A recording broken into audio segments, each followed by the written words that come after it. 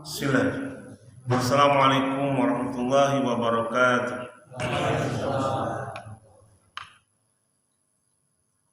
Innal hamdalillah nahmaduhu wa nasta'inuhu wa nastaghfiruh wa na'udzu billahi min shururi anfusina wa min sayyiati a'malina may yahdihillahu fala mudhillalah wa may yudlilhu fala hadiyalah. Asyhadu an la ilaha illallah wa asyhadu anna Muhammadan abduhu wa rasuluh. Allahumma shalli wa sallim wa barik ala sayyidina Muhammad wa ala alihi wa ashabi ajmain. Usikum wa iyaya bitaqwallah kama qala ta'ala ya ayyuhalladzina amanu taqullaha wa qulu qawlan sadida yuslih lakum a'malakum wa yaghfir lakum dzunubakum wa may yuti'illaha wa rasulahu faqad faza fawzan 'azima. Ma'asyiral muslimin rahimakumullah. Kita lanjutkan kajian bahsul kitab Tazkiyatun Nafs, penyucian jiwa ini. Kemarin kita membahas tentang bahayanya terlalu mencintai dunia. Sekarang insya Allah kita masuk ke tema yang baru. Sebagaimana sabda Nabi bahwa sungguh urusan orang yang beriman itu sangat menakjubkan dalam segala hal, ya.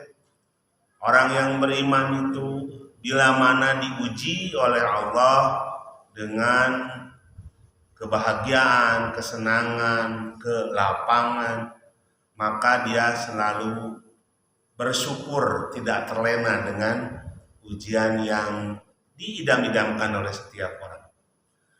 Kemudian bila mana diuji lagi oleh Allah dengan kepahitan, kesempitan, juga diuji dengan madarat, hal-hal yang pahit yang kebanyakan manusia tidak menyukainya, maka orang yang beriman justru dia bersabar. Maka kalimatnya menggunakan ajaban li amril mu'min kulluhu khair. Semua urusannya selalu baik, ya.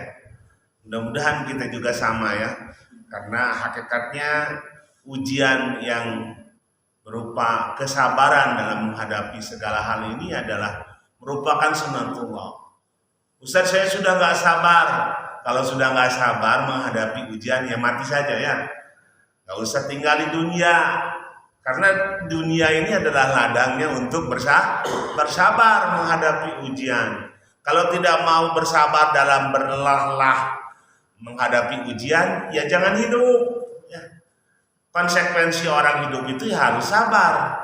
Coba bagaimana tidak, saudara kita di Palestina ini diboikot itu berapa tahun? Yang mengatakan sudah 17 tahun dari 2007, hampir 17 tahun. Maksud diboikot apa?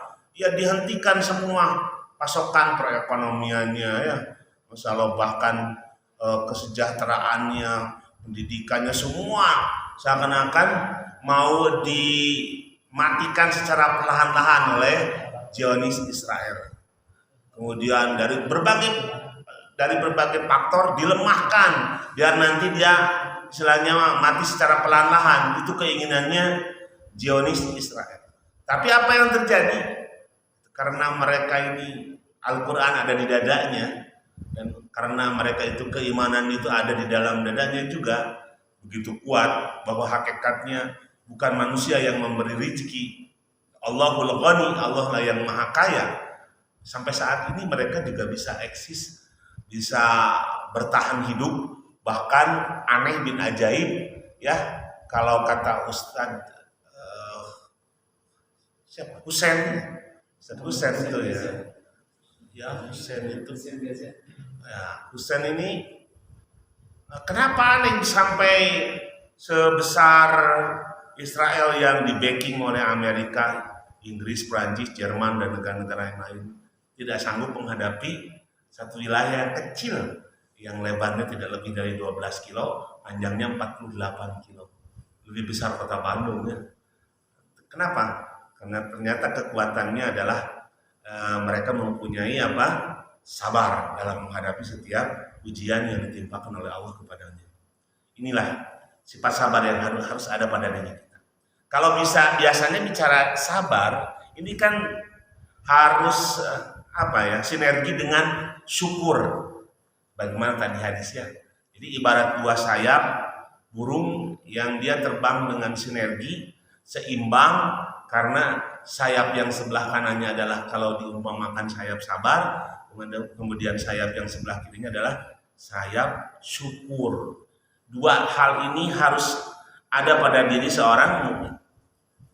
Tatkala iman terdiri dari dua hal ini, yaitu sabar dan syukur, maka pantaslah bagi orang yang menasihati dirinya sendiri, mencintai keselamatan dan mengutamakan kebahagiaannya untuk tidak menyia-nyiakan dua dasar yang agung ini, dua sifat yang agung ini. Juga menjadikan perjalanan menuju Allah selalu berada dalam dua jalur yang lurus ini, agar kelak pada hari kiamat Allah menghimpunnya bersama kelompok yang terbaik di antara dua kelompok ini. Jadi kalau kita lihat mungkin contoh yang sering kita dengar, Nabi yang diuji dengan kesabaran itu siapa? Nabi Ayub. Nabi Ayub ini putra cikalnya, putra pertama dari Nabi Ishak ya. Nabi Ayub ini perawakannya rupawan, tampan, ganteng, kaya raya lagi. Insya Allah itu sampai kekayaannya beribu-ribu hewan yang ia miliki, dari jenis lembu, kemudian unta, sapi, kambing, bukan ratusan ribuan. Bahkan di Ubren, di daerah sekitar sama wilayah Syam itu sampai penuh ya dengan ternaknya miliknya Nabi Ayub. Menikahi Rahma binti Jupren binti Yusuf. Jadi Rahma ini cucunya Nabi Yusuf, wanita yang paling cantik jelita. Bagaimana tidak, bapaknya aja paling ganteng ya, yang sampai istrinya Aziz saja tertarik. Artinya bahwa istrinya Nabi Ayub ini paling cantik seperti itu ya. Tapi di seiring perjalanan waktu dia mempunyai anak 12 orang. Anaknya ganteng-ganteng, cantik-cantik. Kemudian sawahnya dan tanahnya itu luas, kebunnya pun tidak kalah luasnya. Bahkan gedung-gedung yang ia miliki juga tidak sedikit. Itu dari umur 30 sampai umur 50 tahun Nabi Ayub diuji oleh Allah dengan kekayaan berlimpahnya, kenikmatan yang dia miliki. Satu ketika Allah ingin menguji ya, apakah berhasil juga diuji dengan kepahitan. Jelas ya, kalau orang diuji dengan kenikmatan itu rata-rata mampu lah. Tapi kalau dengan kepahitan belum tentu.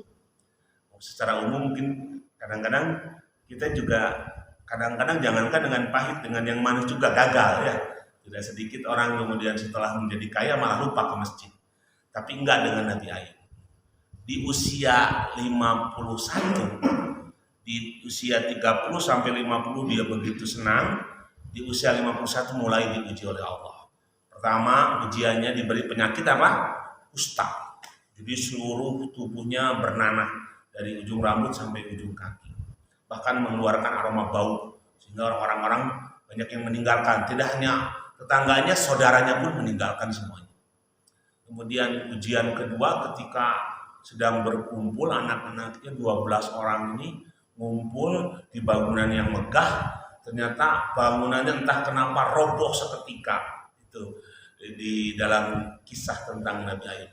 Sampai anaknya langsung meninggal seketika 12 orang. Padahal waktu itu sedang bercengkerama dan makan-makan bareng-bareng bersama. Nabi Ayub kebetulan tidak hadir di situ. Kemudian besoknya lagi ujian datang kembali. Jadi Allah sengaja bertubi-tubi ini karena kelasnya Nabi, bukan kelasnya orang biasa ya.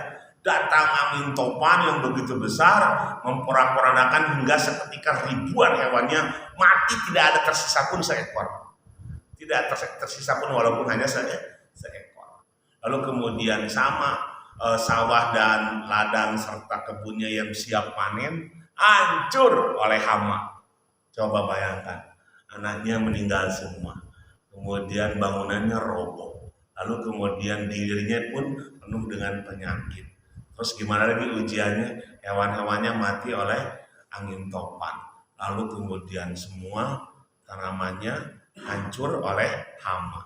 ujian yang lebih berat dari itu ada nggak yang dialami oleh kita? Nggak ada ya, mungkin kayaknya susah. Sampai akhirnya istrinya ini wajar, istrinya udah sabar, ya istri juga cucunya Nabi, begitu sabarnya kemudian mendampingi suaminya yang diuji dengan betul-betul musibah yang bertubi-tubi, lantas sampai wajar kalau terucap dari istrinya, wahai suamiku, kenapa tidak minta bantuan saja kepada Allah, minta tolong saja kepada Allah agar menurunkan rahmat. Lalu kemudian Nabi Ayub mengatakan, sudah berapa lama kita bersenang-senang selama hidup bersama? Kata istrinya 20 tahun. Sekarang sudah berapa lama Allah mengujiku sepahit ini? Dihitung oleh istrinya 18 tahun. Dari 51 sama 18 berapa berarti? Hampir 69 ya. Jadi sampai 69 menjelang sudah ajuz, sudah lemah hati Allah. Aku malu kalau harus minta tolong. Aku malu kalau harus berdoa kepada Allah untuk menyingkirkan musibah ini.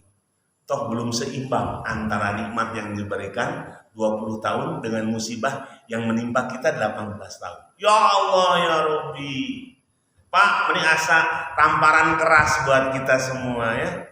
Kita ini kan hampir dihitung-hitung itu banyak nikmatnya Pak daripada pahitnya. Ya, banyak senangnya daripada sedihnya. Tapi ketika diberikan kesedihan, habis-habisan curhat lagi di sosmednya. Bebeakan, berebet segala diucapkan, diomongkan. Mikir-kir hirup loba kasusah. Padahal nggak seimbang kenikmatan yang kita dapat dengan kesusahan yang kita hadapi mungkin. Coba selama hidup diopnam di rumah sakit seberapa kali? Saya aja tasyakur binikmah baru sekali dulu, tahun berapa itu, mungkin entah 30 tahun yang lalu, di opnam di rumah sakit. Banyakan ya kita nikmat tidur di rumah ya. Ya Allah, belum pernah membayangkan lagi ingin di opnam. Artinya bahwa Nabi Ayub itu ingin memberikan pelajaran kepada kita. Sampai pada akhirnya setelah 20 tahun Nabi Ayub mengalami penderitaan dan ujian yang bertubi-tubi dari Allah. Kemudian akhirnya dia mengatakan, ini masaniyadur, sesungguhnya aku sedang ditimpa dengan kesulitan ya Allah. Itu setelah 50-50, 20 tahun senang, 20 tahun susah, baru minta kepada Allah.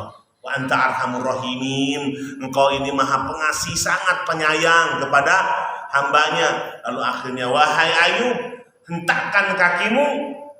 Pas di situ kemudian ketika dihentakkan, muncullah mata air yang segar. Lalu mandilah dengan mata air itu dan minumlah. Ketika dipakai mandi dan diminum, kemudian seketika juga, tadi kan ujiannya seketika, sama pertolongan Allah juga seketika juga datang. Kemudian Nabi Ayub seakan-akan tidak pernah punya penyakit, bahkan seakan-akan kembali muda pada usianya sudah hampir 70 tahun. Itu kisah inspiratif ya, yang menimpa Nabi Ayub, yang sejatinya harus ada pada diri kita itu apa? Sifat sabar. Sabar. Ya Allah, dapat perihun atur hirup teh alaminya, namun segena orang teu sabar komo dina perkara ibadah ya. Karena sabar ini, Masya Allah, Allah sendiri menjanjikan pahalanya yang tidak terhingga ya. Di dalam surat Az-Zumar ayat 10. A'udzubillahi minasyaitonirrajim, di akhir ayat itu, innama yuwaffas sabiruna ajruhum bighairi hisab. Jadi kalau ada yang bertanya apakah sabar itu pahalanya ada batasnya? Enggak. Sesungguhnya hanya orang-orang yang bersabarlah yang ajruhum, yaitu balasan bagi mereka itu bighair hisab, tanpa batas. Ya Allah ya. Kemudian kalau dilihat dari sisi pembagian sabar, kemarin kan sabar itu kalau dibagi bil qarinah, artinya ada keterkaitan hubungannya dengan sabar dengan perantara itu ada 3 ya. Sering mungkin kita mendengar sabar terhadap perintah dan melaksanakan ketaatan sehingga orang itu menunaikannya, yaitu sabar dalam ketaatan kepada Allah, atau mungkin sabar dalam beribadah kepada Allah. Kemudian yang kedua, sabar terhadap meninggalkan larangan-larangan apa saja yang bertentangan dengan syariat. Sabar Pak, saat ini kita sedang mengajukan protes kepada dunia bahwa genosida pembantaian ini harus di stop. Kemudian caranya apa? Lemahkan perekonomian si Israel itu dengan sabar tidak membeli produk-produk Israel. Sabar. Ya, jangan sampai kembali lagi kemudian kabita deui ningali Dunkin Donat. Saya barusan lewat itu di depan pom bensin yang ada di Pangauban, baru di pojokannya dekat puskesmas, baru buka Dunkin Donat. Bersyukur setiap lewat sepi, kan pernah tinggal ayam membeli. Syukur ya Allah.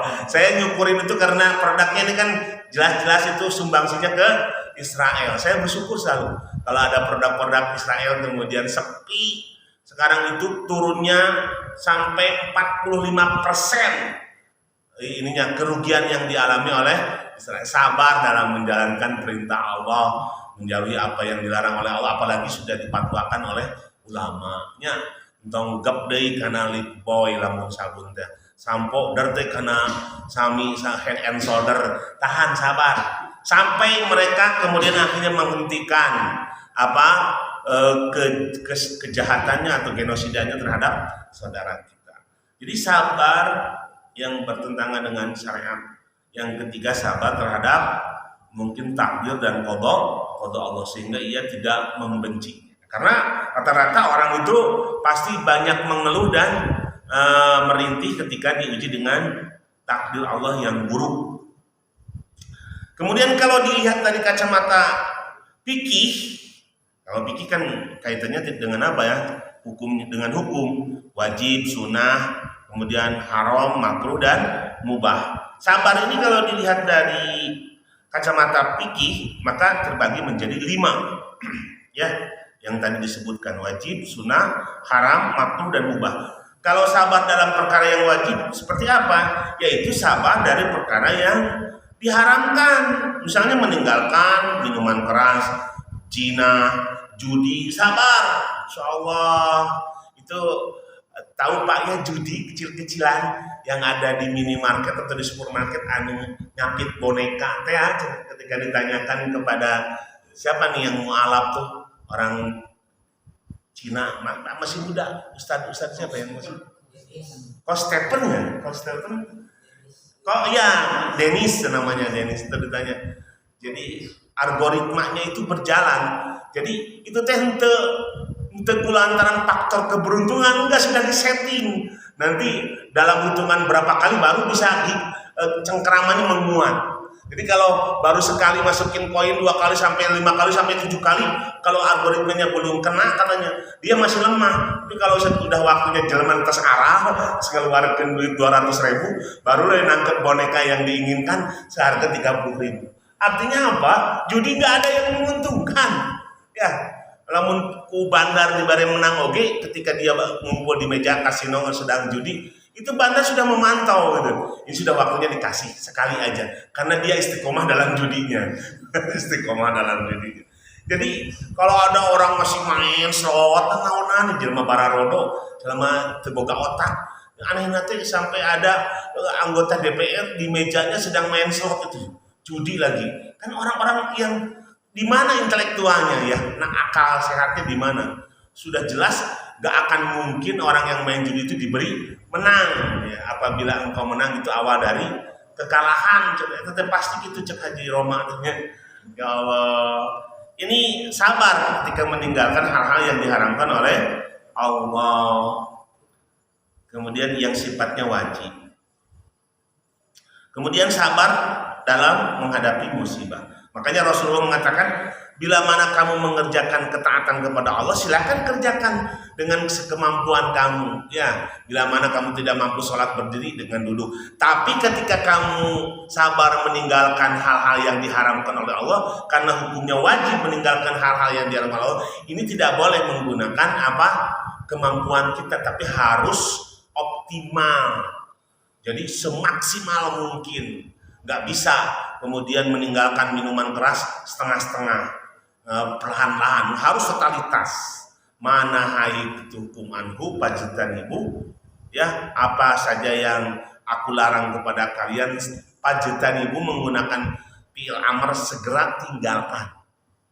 Ya, memang berat apalagi kalau kaitannya dengan finansial Pak ya, seperti mungkin sekarang yang belum, rata-rata kaum muslimin yang belum sanggup itu meninggalkan totalitas akad ribawi, padahal itu hukumnya haram juga kan, sama dengan mabuk, sama dengan zina.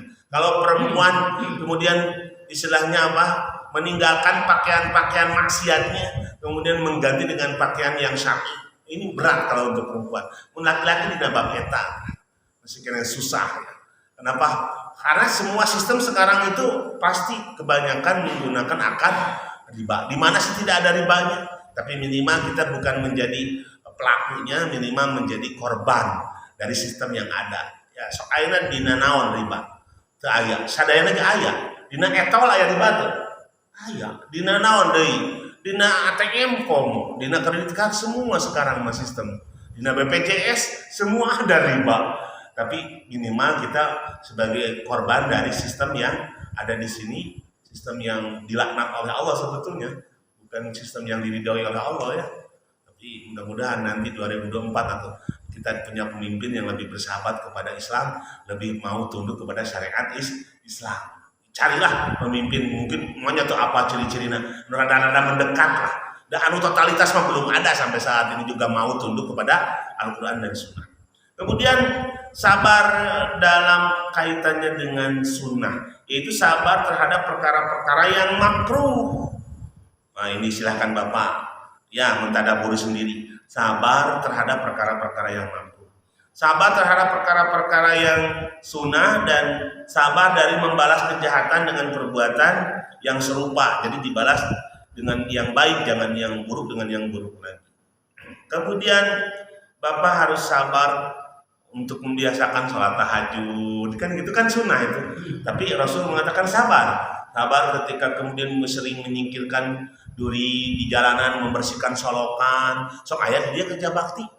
So ayeuna keur usum banjir, abi mah kengeng wae banjirnya, matak ditaikeun setengah meter teh. Cek bayoga teh, Ustaz biasa ngaos teh, kan ninggal kondisi abi nuju mayunan heula banjir cenah gitu. Abi keresan bumi teh caket walungan atuh dah, jadi udah terbiasa. Jadi orang yang membuang sampah ke solokan ini berarti dia melakukan satu kedoliman bagi saudaranya yang lain, walaupun kecil ya. Sampai mungkin puntung rokok pun dibuang ke solokan, itu dihitung tidak? Dihitung, karena hitungan amal itu sebiji jarroh pun akan dipertanggungjawabkan. Kalau semuanya paham tentang itu, niscaya tidak akan ada yang buang sembarangan. Ayo nama susukan pindah ke jalan. Terus sebenarnya susukan pindah ke jalannya, mata kelamun sekali hujannya langsung banjir.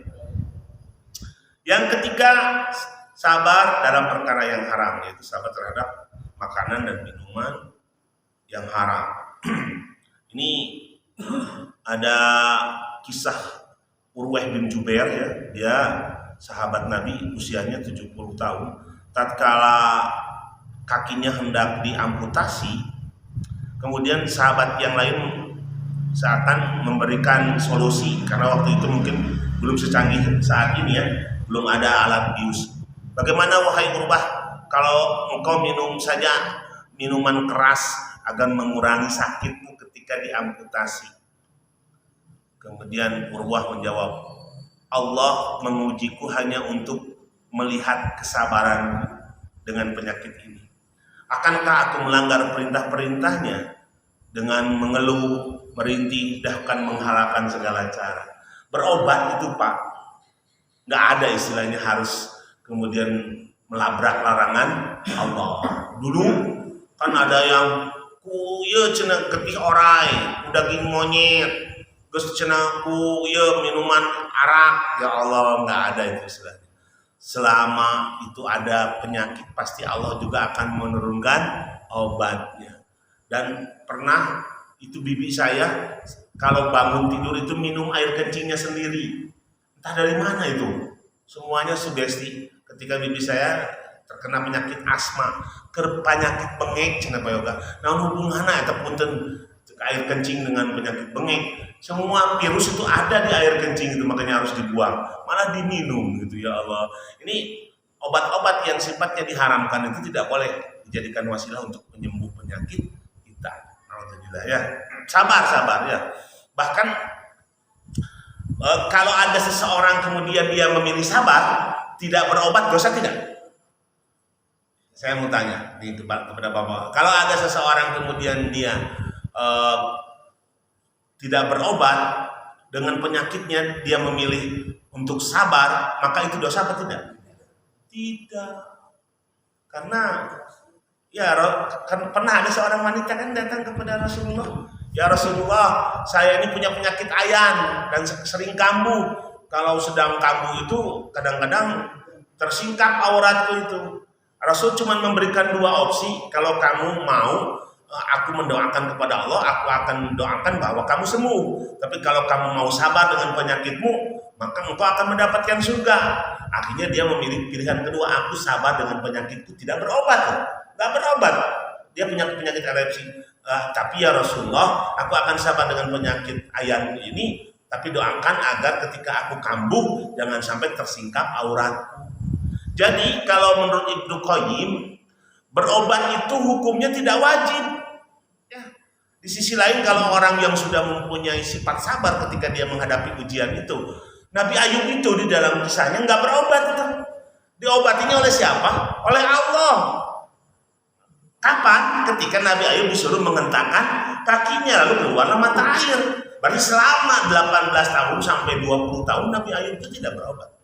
Tapi kalau bapak tidak punya sifat sabar alias ngeluh karek dipasihan nyeri wawas ke hantam KB dicarekan gitunya, ya sudah berarti menjadi wajib hukumnya. Jadi berobat itu menjadi wajib bagi orang yang suka mengeluh, tidak kuat menghadapi ujian. Kalau dulu kan nggak pernah berobat dengan obat-obat kimia karena dia lebih percaya kepada obat yang sifatnya wahyu. Kalau obat yang sifatnya wahyu itu apa? Ruqyah dengan Al-Quran. Ya, karena Rasulullah itu selalu mengobati dengan membacakan Al-Fatihah. Dulu kan, bukan dulu, sampai saat ini juga kalau di kampung-kampung, kalau ada ustadz yang dianggap ustadz besar gitu, datang ke kampungnya, itu air putih itu ngejejer Pak di meja. Masih sok tinggal tuh. Jangan dia katakan bid'ah, itu dari mana kata-kata bid'ah itu? Itu termasuk bagian daripada sunnah, yaitu tabarruk. Tabarruk meminta keberkahan kepada ustadz dari doa-doanya. Karena tabarruk itu dibolehkan kepada orang soleh yang masih hidup. Ya, adapun kepada orang soleh yang sudah meninggal adalah tabarruknya dengan cara apa? Mendoakan mereka, kemudian menyampaikan salawat kepada mereka sebagaimana salawatnya kepada Rasulullah. Maka Allah akan membalas. Nah, itu tabarruknya, bukan meminta langsung kepada orang yang sudah meninggal. Kalau meminta secara langsung maka terjadi syirik di situ ya, karena mereka sudah tidak mempunyai daya dan upaya untuk memberi keberkahan kepada orang yang masih hidup. Nah, jadi dulu berobatnya itu begitu. Ayeuna ketiasa Pak kamari. Ustaz, aduh ieu abdi mencret terus tilu dinten. Saya juga bukan dokter, cuman sekedar mencret.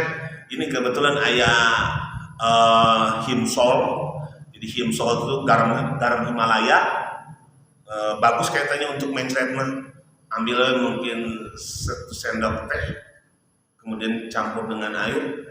Antum kekuatannya ada di baca Al-Fatihah saja, sama trikul, sama ayat kursi hafal Ustaz, ayat kursi juga baca. Itu kan dia sudah berobat ke puskesmas, minum obat dari warung sebarang kalimah, mencet mas kenewe teras di usia 65. Terus kemudian wasilah ini biidznillah sembuh. Jadi bukan betul-betul mutlak sugesti ke obat atau ke dokter sebetulnya, tapi kekuatan keyakinan kita. Kalau kita meyakini bahwa obat dari Allah lebih hebat, kan Rasulullah sendiri juga sama diberi resep oleh Allah. Apa resepnya untuk berobat dengan yang sifatnya fisik, zat yang nampak di depan kita, yaitu dengan minyak zaitun, dengan apa? Habatus sauda, dengan apa? Dengan bekam. Itu semuanya resep dari Allah yang disampaikan kepada Rasulullah. Tapi kita mah rata-rata adanya namun teu ka dokter teh marem gitu seakan-akan. Coba dulu Pak dengan sholat, sabar dengan tadi membaca ayat. Kadang-kadang kita baca ayat itu bisa juga wasilah sebagai penyembuh penyakit. Kemudian kaitannya dengan yang makruh, yaitu sabar dalam melaksanakan yang dibenci oleh Allah, sabar dari melakukan perkara yang sunnah, sabar terhadap makanan, minuman, pakaian, dan berhubungan intim dengan istri sehingga hal itu membahayakan tubuhnya. Kemudian mubah, yaitu sabar dari setiap perbuatan yang memiliki dua opsi yang sama-sama baiknya, antara melakukan dan meninggalkannya dan sabar terhadapnya. Itu kaitannya secara fikih. Jadi dalil-dalil yang berhubungan dengan sabar ini sungguh sangat banyak sekali ya di dalam Al-Quran. Ya. Dan di dalam surat As-Sajdah ayat 24, wa ja'alna minhum a'immatan yahduna bi amrina lamma sabaru wa kanu bi ayatina yuqinun. Dan kami jadikan pemimpin-pemimpin di antara mereka itu yang memberi petunjuk dengan perintah kami, bahwa ciri orang yang boleh memimpin di dalam Islam itu dia harus mempunyai sifat sabar, lamma sabar, dan adalah mereka meyakini ayat-ayat kami. Kemudian wala in sabartum lahuwa khairul lisabirin. Jika kamu bersabar, sesungguhnya itulah yang lebih baik bagi orang yang sabar. Bahkan di dalam hadis, barang siapa berusaha untuk sabar, maka Allah yang akan membuatnya bersabar. Dan tidaklah seseorang diberi anugerah yang lebih baik dan luas daripada sifat sabar. Sekali lagi nih, hadisnya yang harus kita masukkan ke dalam hati kita ya. May yatasabbar yusabbarullah wa ma'utiya ahadun ata'un khairun aw awsa minas sabr. Barang siapa yang berusaha sabar, maka Allah akan membuatnya bersabar.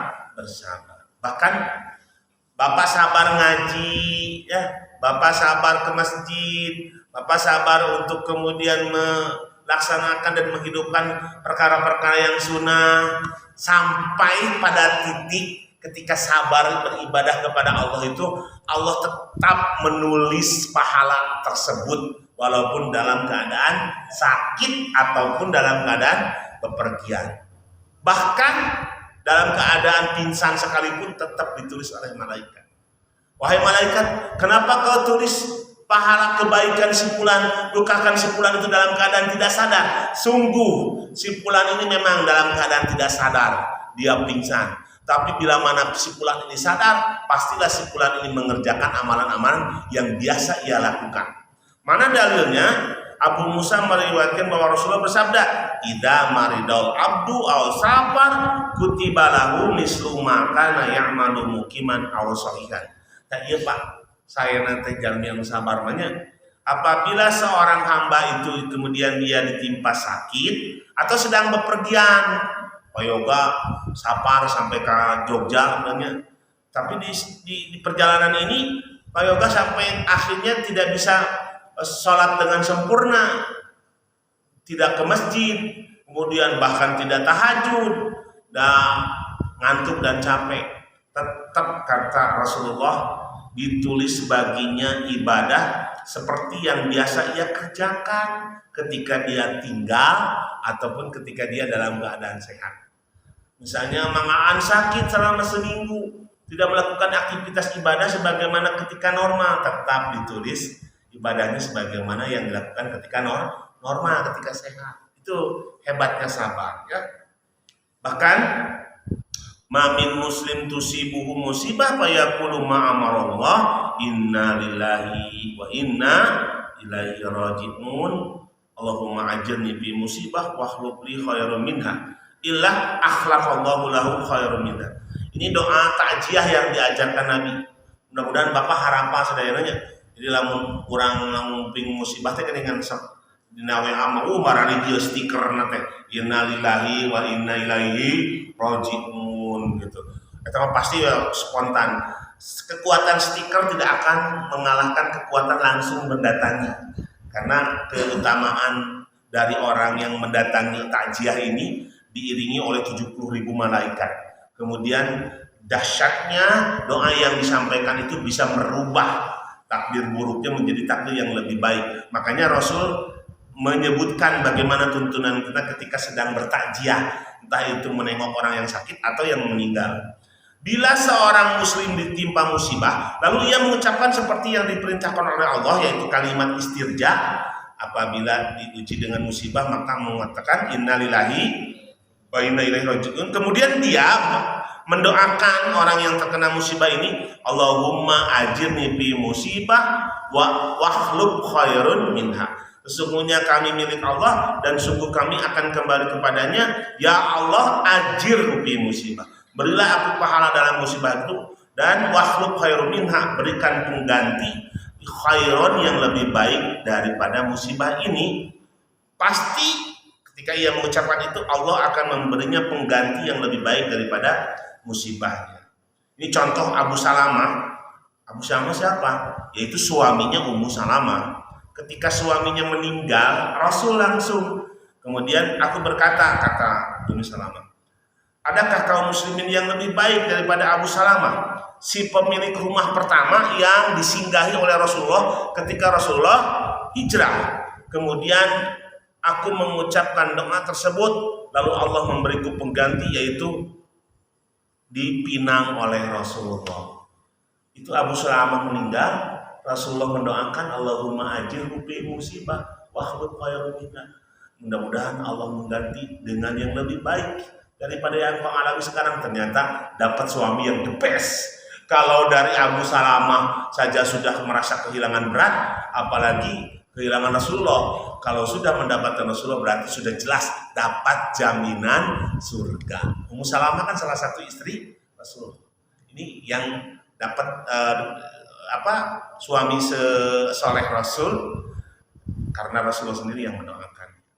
Ya, ini artinya bahwa Pak ketika bertakziah ini sering-seringnya sambil salaman kemudian memeluk tubuhnya, kecipa-kecipi, bisikan aja di telinganya, innalillahi wa inna ilaihi raji'un, Allahumma ajirhu fi musibah wa akhlif khairan minha. Itu hafalkan itu, Allahumma ajirhu fi musibah, ya Allah semoga engkau memberikan balasan yang terbaik dengan musibah ini, wa akhlif khairan minha, dan gantilah yang terbaik juga bagi saudaraku ini.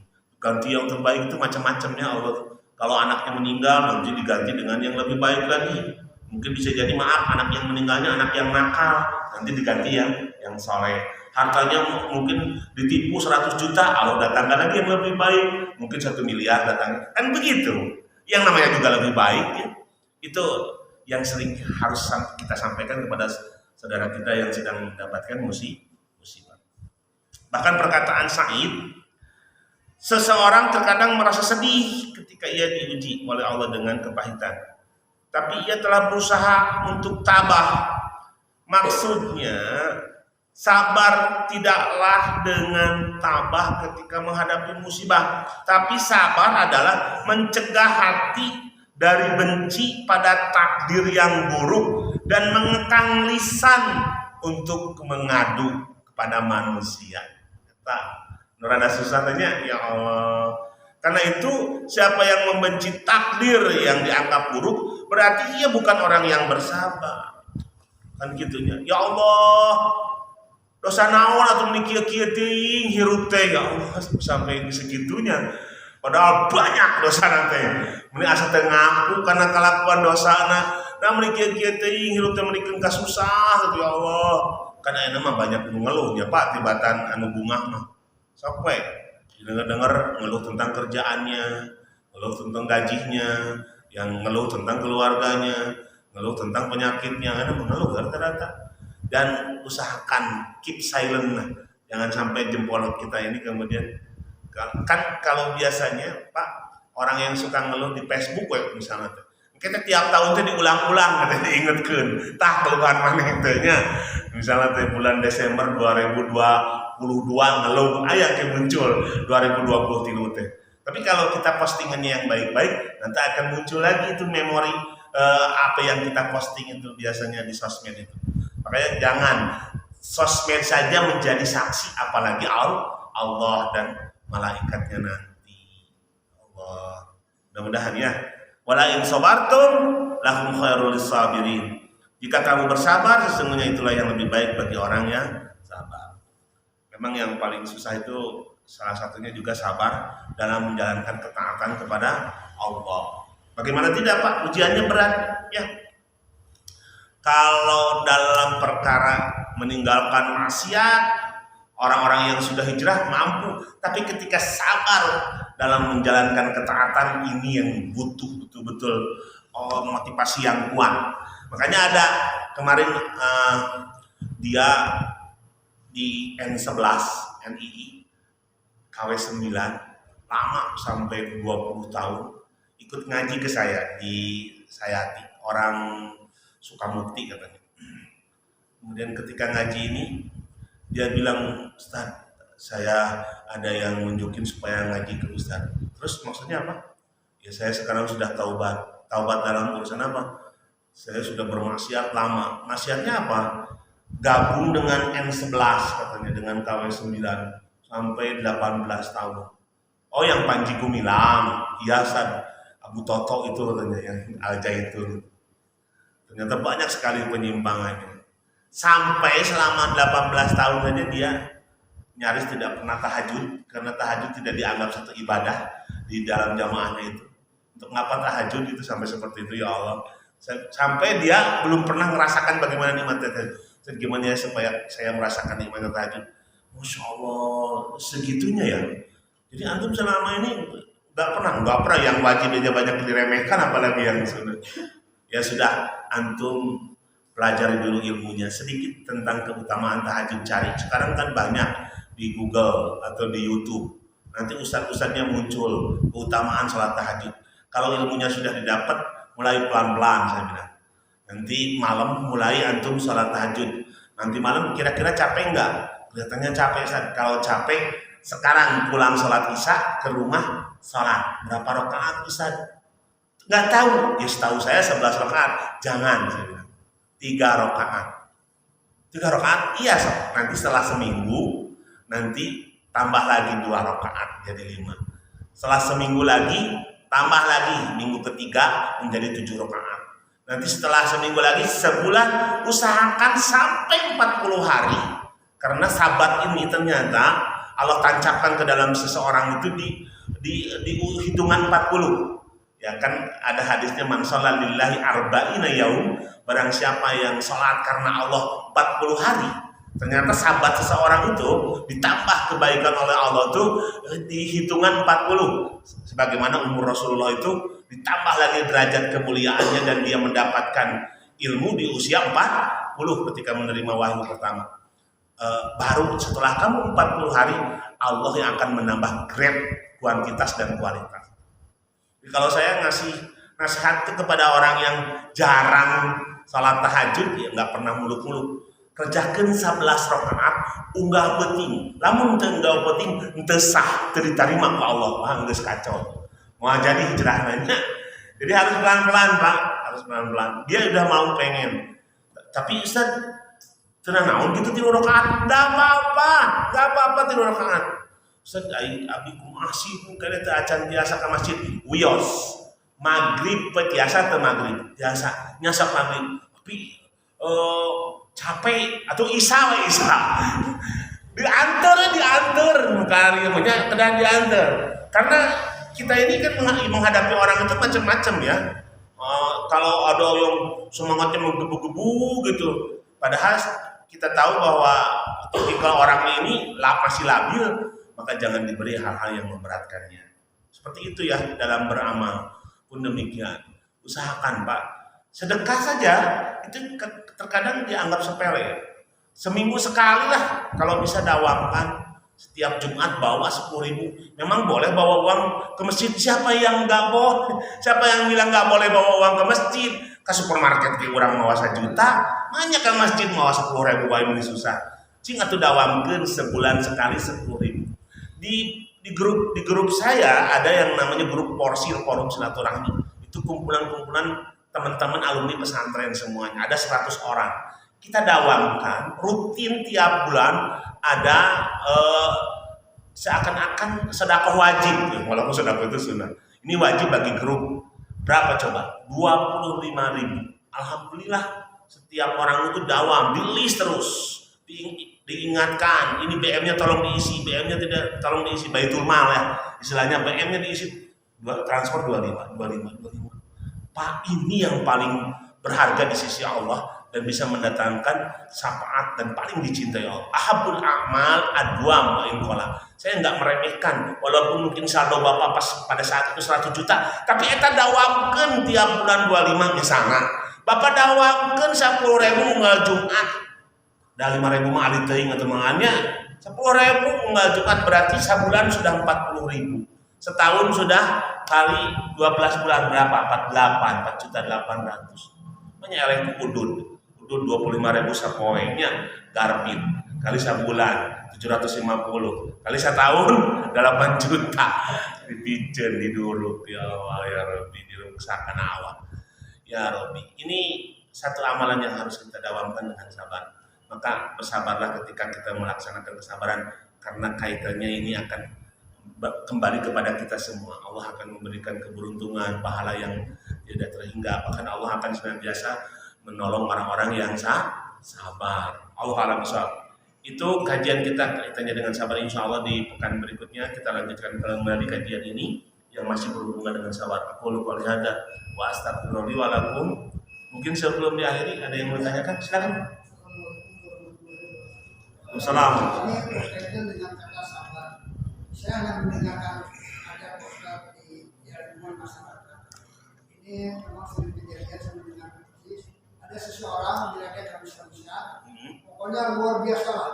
Pada akhirnya teman-teman yang di belakang itu bukan kedua, orang kedua. Wah, cuma sabar dia ya batasnya begitu terima. Berarti enggak yang saya katakan itu setelah kembali ke yang sakit untuk tidak berobat berkaitan dengan sabar. Arti dalam sabar itu diam, apa dibanding dengan ikhtiar. Mungkin bagi yang sedikit tidak berobat, mungkin ikhtiarnya dengan berdoa, mungkin Ustaz. Nah, yang saya katakan itu sabar itu sebetulnya itu diam, apa ada batasnya, atau memang tidak terbatas. Nah, itu aja. Selama hayat di kandung badan, maka sabar ini harus selalu ada. Jadi batasnya sabar kapan? Kematian, ya, kematian. Jadi tidak ada istilah kata-kata ada sabar itu ayah batasnya, enggak ada. Justru batasnya sabar itu adalah kematian. Saya bilang tadi, selama hidup di dunia, maka sabar itu merupakan sunnatullah yang tidak akan bisa hilang dari diri kita. Sabar dalam menghadapi musibah. Jadi kapan kita kemudian berhenti dari sabar itu? Paman cujiha aninar wa udkhila jannah faqad faza. Barang siapa yang dijauhkan dari neraka lalu dimasukkan ke dalam surga, maka dia telah beruntung dengan sabarnya ketika di dunia. Tadi itu sabar dalam ketaatan, sabar dalam menghadapi musibah, kemudian sabar ketika menjauhi dari yang dilarang oleh Allah. Jadi batasnya kematian. Karena setelah di surga tidak lagi diperintah untuk sabar. Silakan senang-senang, silakan kamu kemudian hura-hura. Lalu apakah sabar itu diam? Ya enggak. Ya, sabar itu ya dengan berikhtiar. Tadi kalau kaitannya dengan penyakit, apakah wajib? Nah, ini kan secara hukum fikih. Apakah bagi seseorang itu wajib mutlak bila mana sakit itu berobat? Tidak mutlak, ya.